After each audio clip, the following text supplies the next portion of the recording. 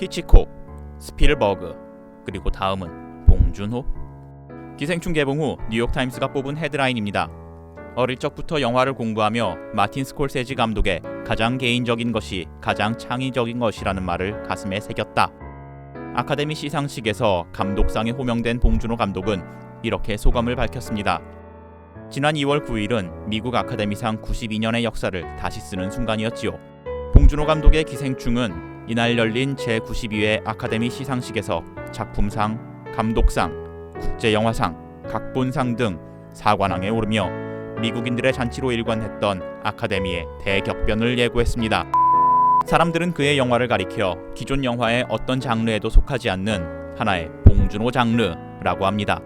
실제로 봉 감독은 인터뷰에서 이 말을 가장 좋아한다고 밝히기도 했죠. 안녕하세요, 김과장입니다. 오늘은 봉준호라는 장르를 구축한 봉준호 감독 영화의 특징 4가지와 대표작들을 알아보도록 하겠습니다.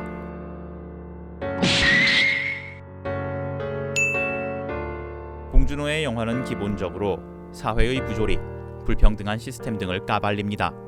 기생충의 반지하, 설국열차의 신분에 따라 정해진 열차칸 등이 대표적이죠. 무거운 주제를 다루지만 많은 사람이 그의 영화에 공감하는 이유는 그 이야기를 풀어내는 장치가 지극히 개인적이기 때문입니다. 플란다스의 개를 제작한 차승재 전 사이더스 대표는 봉준호는 개인의 문제를 사회 구조 문제로 끌어올려서 풀어내는 일관된 시선이 있다 라고 평했습니다. 영화 속 사건과 인물들은 영화적 상상력과 과장이 더해지긴 했지만 조금만 생각해보면 실제 우리 주변에서 벌어지고 있는 일들과 크게 다르지 않다는 걸 알 수 있습니다. 대부분 영화 제작 현장에서는 기획이라는 게 존재하지만 현장에서 기획이 엎어지고 즉흥적으로 진행되는 상황이 부지기수입니다. 하지만 봉준호 감독은 모든 변수를 완벽하게 통제하고 배우와 스태프들에게 할 일을 명확하게 제시하는 감독으로 유명합니다. 그의 디테일을 상징하는 장치가 바로 스토리보드입니다. 영화에 출연한 배우들은 입을 모아 그의 스토리보드를 보면 영화 장면이 그대로 떠오른다 라며 감탄을 금치 못합니다. 살인의 추억에서 현장 감식을 하는 2분간 이어지는 롱테이크 샷은 그야말로 봉준호 디테일의 정수를 보여줍니다. 설국열차에 출연한 크리스 에반스는 그는 영화를 찍을 때 머릿속에 이미 편집이 끝나 있다. 편집이 끝난 상태에서 영화를 찍는 거다. 집을 지을 때 못 한 포대 주세요 하는 게 아니라 못 53개 주세요 라고 주문하는 거나 마찬가지다 라면서 급이 다른 천재라고 격찬했습니다. 사실 디테일과 관련된 내용이지만 함께 소개하면 너무 길어져 따로 뽑았습니다. 봉준호 감독은 다른 감독들이 변태라고 부를 정도로 디테일에 대한 집착이 강합니다. 특히 한 장면에서 스쳐 지나가듯 보이는 소품 하나가 중요한 목선이 되거나 그 자체로 영화의 주제를 드러내는 상징이 되는 경우도 많습니다. 기생충의 반지하 공간을 연출하기 위해 들인 노력은 이제 너무나 유명해져서 소개가 무의미할 정도지요. 살인의 추억에서는 시대상을 제대로 보여주기 위해서 두만이 사용했던 농협 다이어리를 어렵게 구해다 썼다고 합니다. 이런 꼼꼼함과 완벽주의 때문에 스태프들이 그를 봉테일이라고 불렀고 이후 그를 상징하는 별명이 되었습니다.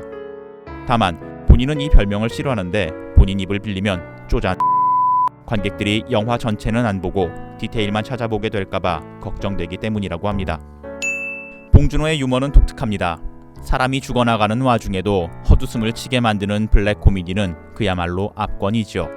특히 작정하고 웃기려는 게 아니라 이른바 삑사리를 활용해 긴장감이 극에 달한 상황에서 웃음을 자아내는 실력이 일품입니다. 프랑스의 대표적인 영화 잡지 까예 디 시네마는 이를 가리켜 라르트 디 삑사리, 즉 삑사리의 예술이라고 정의했을 정도지요. 앞서 소개한 살인의 추억 롱테이크 씬에서 경찰들이 줄줄이 논두렁에서 미끄러져 넘어지는 장면과 이를 본 송강호의 찰진 욕설은 보는 순간 폭소가 터집니다. 이 외에도 많이 있지만 관련된 내용을 모두 소개하면 대부분 영화의 스포일러가 될 수 있으니 궁금하시다면 직접 찾아보시길 권해드립니다. 살인의 추억 2003년작 봉준호 전설의 시작 화성 연쇄살인 사건을 모티브로 만들었습니다. 봉준호 감독은 영화를 다 찍고 나니 내가 범인을 잡을 수도 있을 것 같은 생각이 들었다 라는 인터뷰를 남기기도 했지요. 괴물 2006년작 한국 최초의 블록버스터 괴수 영화로도 불리는 작품입니다. 봉준호 감독이 고등학생 때 잠실대교 교각을 오르는 괴물체를 본 실제 경험을 바탕으로 2000년에 일어났던 주한미군의 한강 독극물 무단 방류 사건을 접목해 시나리오를 썼다고 합니다.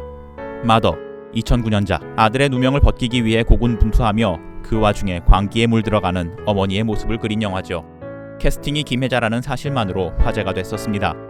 특히 원빈의 얼굴을 가장 막 써먹은 영화로도 유명하며 아저씨 개봉 이후 봉준호 감독은 이렇게 멋진 원빈을 그렇게 만들어놔서 죄송합니다 라는 인터뷰를 남기기도 했죠.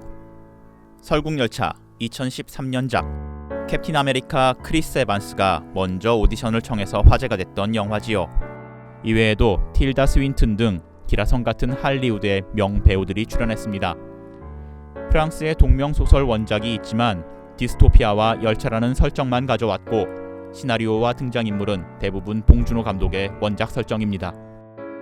옥자 2017년작 슈퍼돼지 옥자와 소녀의 우정 그리고 옥자를 노리는 글로벌 기업의 음모를 다룬 영화입니다.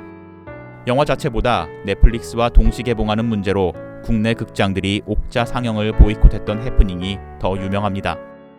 불과 2년이 조금 더 지난 현재 온 오프라인 개봉에 대한 인식이 달라진 분위기를 보면 안타까울 따름이지요. 다만 영화를 보고 나면 채식을 하게 될 수도 있습니다. 기생충 2019년작 더 이상의 자세한 설명은 생략한다. 구독, 좋아요 눌러주세요.